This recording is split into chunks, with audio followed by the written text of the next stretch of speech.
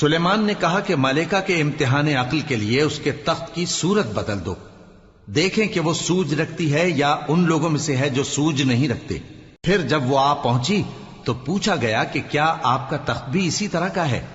اس نے کہا کہ یہ تو گویا ہو بہو وہی ہے، اور ہم کو اس سے پہلے ہی سلیمان کی عظمت و شان کا علم ہو گیا تھا، اور ہم فرما بردار ہیں۔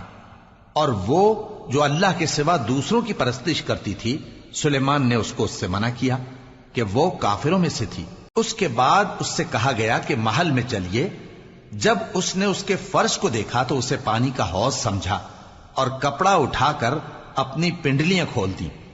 سلیمان نے کہا یہ ایسا محل ہے جس کے نیچے بھی شیشے جڑے ہوئے ہیں۔ وہ بول اٹھی کہ پروردگار، میں اپنے آپ پر ظلم کرتی رہی تھی، اور اب میں سلیمان کے ساتھ اللہ رب العالمین پر ایمان لاتی ہوں۔ اور ہم نے سمود کی طرف ان کے بھائی صالح کو بھیجا کہ اللہ کی عبادت کرو، تو وہ دو فریق ہو کر آپس میں جھگڑنے لگے۔ صالح نے کہا کہ اے قوم، تم بھلائی سے پہلے برائی کے لیے کیوں جلدی کرتے ہو، اور اللہ سے بخشش کیوں نہیں مانگتے تاکہ تم پر رحم کیا جائے؟ وہ کہنے لگے کہ تم اور تمہارے ساتھی ہمارے لیے برا شگون ہیں۔